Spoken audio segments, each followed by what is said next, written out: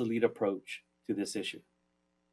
Latinos look to our leaders with the expectation that those at the very top of government will spearhead a voting rights agenda that protects the right to vote for all Americans. These are just some of the issues that are important to Latinos. Indeed, every American issue is a Latino issue. Many of these issues have been addressed through this virtual NALEO 37th Annual Conference. So in the spirit of continuing this conversation, I am happy to welcome the presumptive Democratic nominee for president, Vice President Joe Biden. Welcome. Hello, NALEO. How are you? Good to see you again, Arturo. I want to say a special hi to my good friend, and he is my good friend, Secretary Daley. Billy, it's been a long time, pal. Glad to see you looking so well. I look forward to seeing you pretty soon. And I'm honored to be with you today, and I want to start by thanking Arturo for this opportunity to share my vision for Latinos in our country. And if I have the honor of being elected president, I want to thank you for your opening remarks because, and I'm going to need you if I get elected. Not just getting elected, if I get elected. Throughout our decades and your decades, I think I go way back. I may have been at that 39 years ago when you started. Decades leading NALEO Education Fund, we've seen a lot of ups and downs in the Latino community, but none more stark than in the last 3.5 years. Donald Trump and his administration have pursued an all-out assault. That's how I phrase it, assault on Latino communities. From the moment he came down that golden escalator saying he was going to go after those Mexican rapists. Remember? That's how he started his campaign. It started the moment he announced his presidency, fanning the flames of fear and racism against Latinos.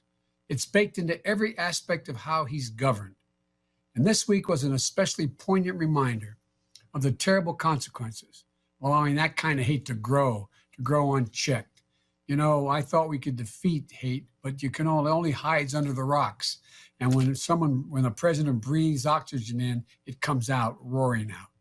On Monday, we marked the 1-year anniversary of the tragic mass shooting in El Paso, where a gunman explicitly sought to target Latinos, and 23 beautiful lives were stolen from us and their families.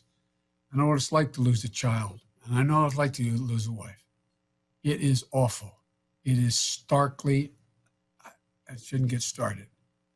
The stakes of Trump's irresponsible policies, of division and hate that he promotes, is real. These are life and death decisions, whether it's repeated attacks on Dreamers or his campaign of terror against immigrant communities, whether it's his neglect of the people of Puerto Rico after Hurricane Maria, which is outrageous, or his repeated failures to make sure essential workers have the personal protective equipment they need.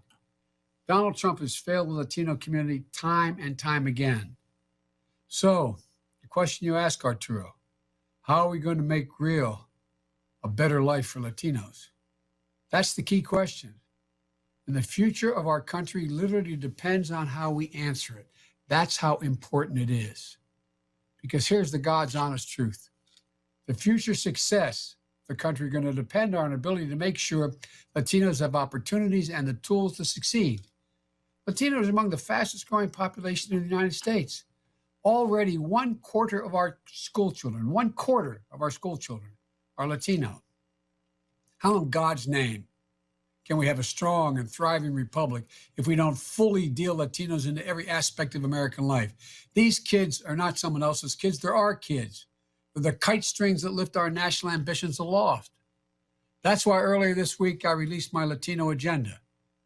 Things I've been working on all along and you know about, but I put them all in one place. It's a comprehensive plan for not just how we're going to undo all the harms that the Trump administration has inflicted, but how we're going to really make sure Latinos are included in our plans to build back and build back better. That means investing in Latinos' economic mobility, because that's the basis of it all, economic mobility. Everything from making sure Latino small business owners can access capital, to making it easy for Latino families to buy a home, to build to build intergenerational wealth. How did every other middle-class person do it when they came here? They were able to ultimately buy a home and build equity in the home and pass it on from generation to generation. One of the 4 planks of my Build Back Better plan is about addressing racial inequities across the entire economy. It's about breaking the cycle where in good times, Latino communities still lag behind. In bad times, they get hit first and the hardest, as you've referenced, Arturo. And in recovery, they take the longest to bounce back and only get back to where they were in the beginning, which wasn't a good place to begin with. You know, we're going to use every tool at our disposal to take on these inequities. My Latino agenda also focuses on ending race-based health disparities. Latinos were among the biggest beneficiaries of the Affordable Care Act, with millions gaining insurance for the first time. The uninsured rate dropped from 32% to 19%, and my plan would bring it down to 0. That's what an incredible win. It was a significant win for the Latino community. But now, in the midst of a pandemic, with almost 160,000 dead, those families lost part of their soul, part of their heart. Donald Trump is trying to strip people of their health care coverage in court in the middle of a pandemic. And Latinos are bearing some of the heaviest burdens, both due to higher rates of infection and because Latinos disproportionately serve in caregiving roles on the frontline jobs and increase the risk of exposure and save other people. It's unconscionable. I'm gonna protect Obamacare and build on it with a public option so every single person can have access to high quality, affordable health care. When it comes to fighting this pandemic, we have to be crystal clear. Everyone gets free access to testing and treatment. And when it's available, a vaccine, everyone gets it. We have to fight this virus without regard to immigrant status. That's the only way we're going to beat this thing. And it's the only humane thing to do. We're also going to expand access to high quality education and take on the racial inequities in our education system.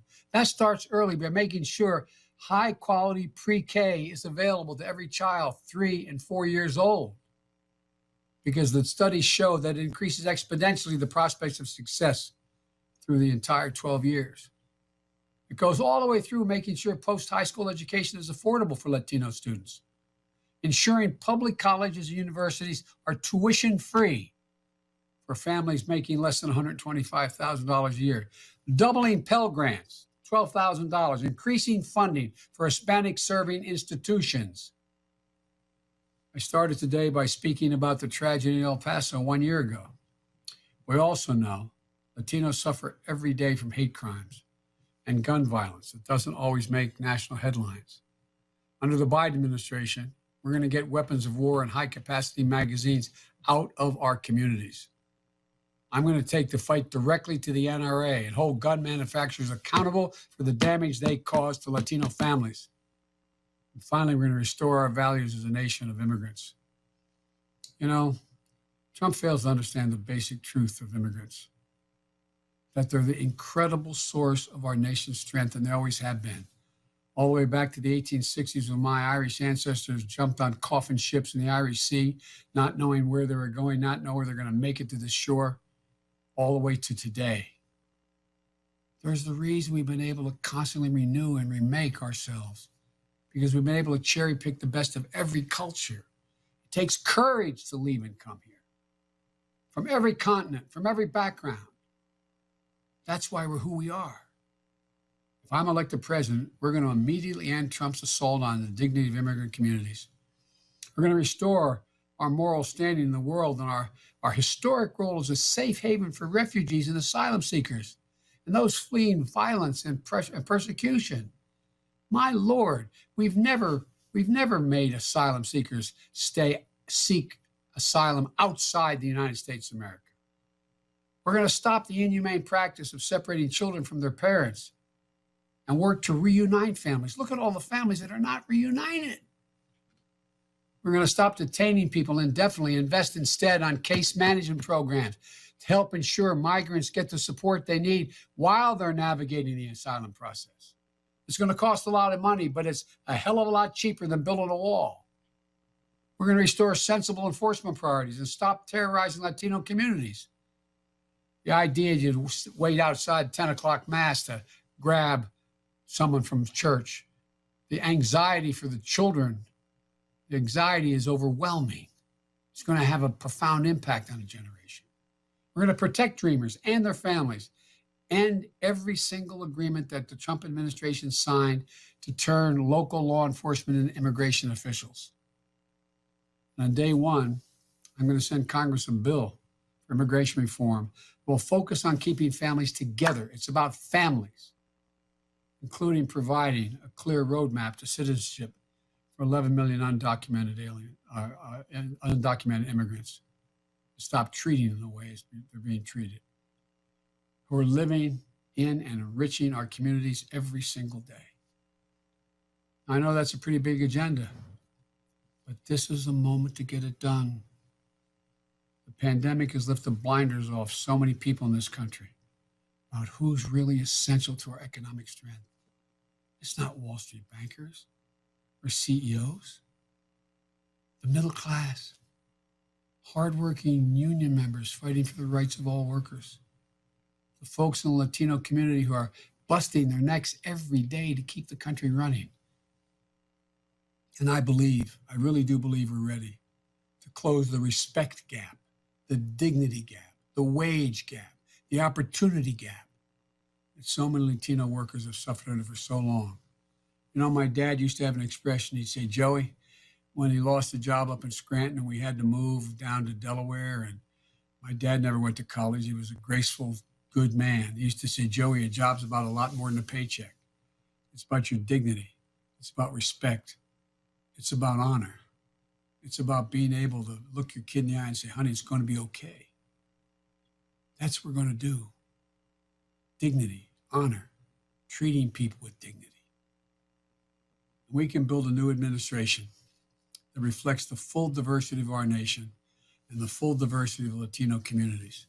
Now, when I mean full diversity, unlike the African-American community and many other communities, you're from everywhere, from Europe, from the tip of South America, all the way to our border in Mexico and in the Caribbean.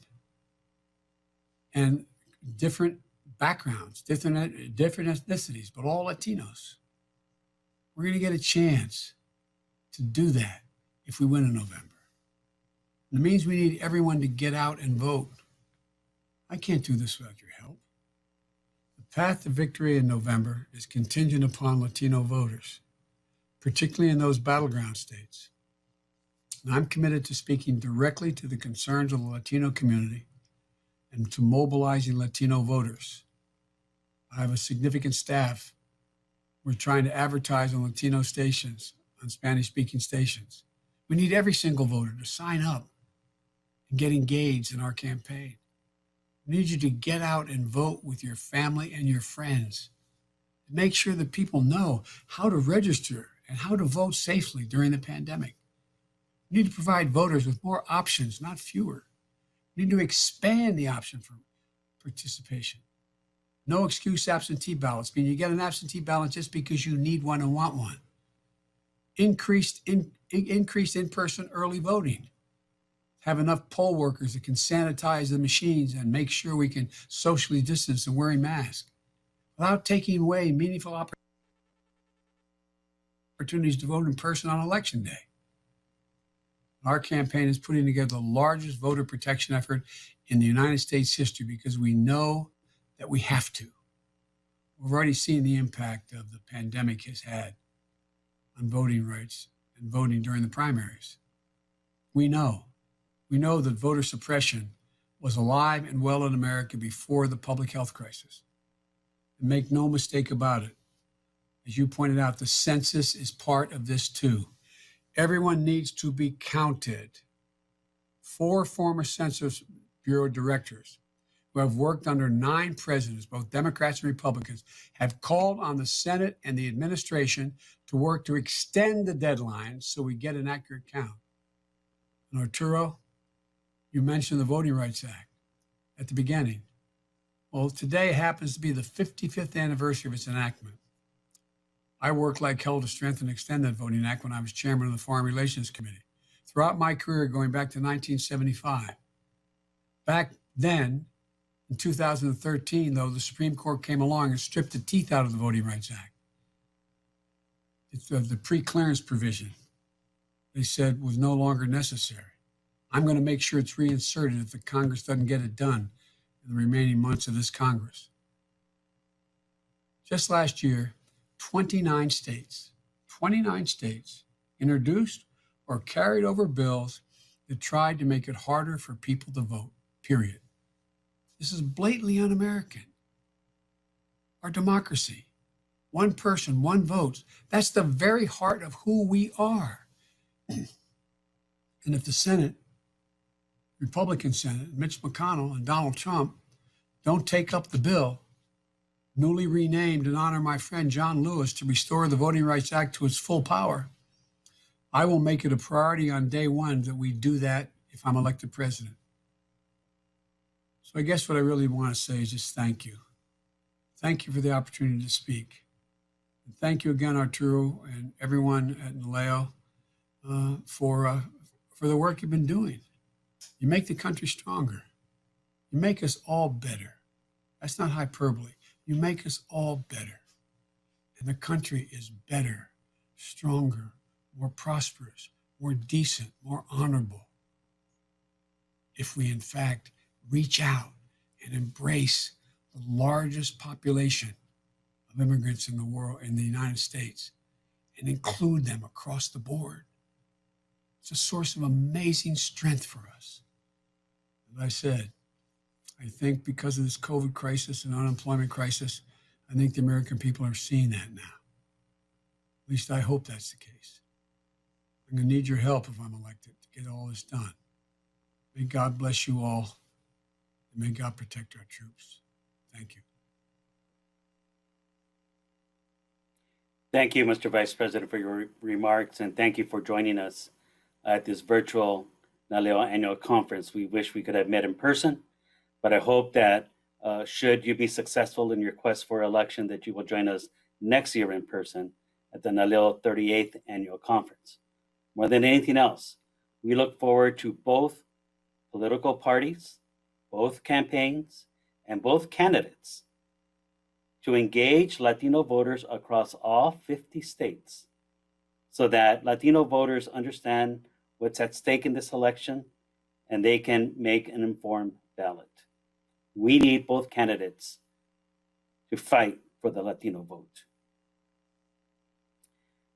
So now we're at the final part of our time together in this virtual NALEO 37th annual conference, the conference wrap-up. Thank you all for joining us and for being a part of the NALEO familia during these extraordinary times.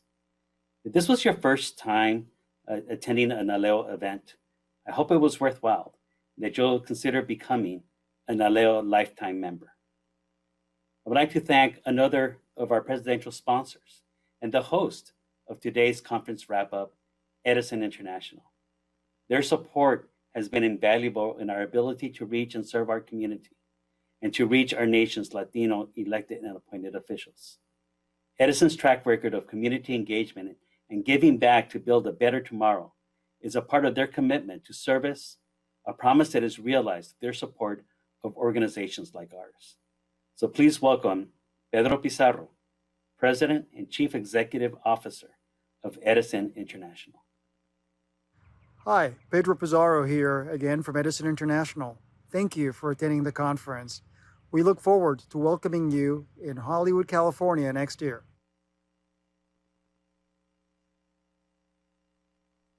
Thank you, Pedro, and Edison International for all you do in support of our organization. You know, we have reiterated how Latino elected and appointed officials lead on the front lines of government as our nation continues to endure this crisis. But just because we're dealing with the pandemic does not mean that all other issues important to our communities disappear.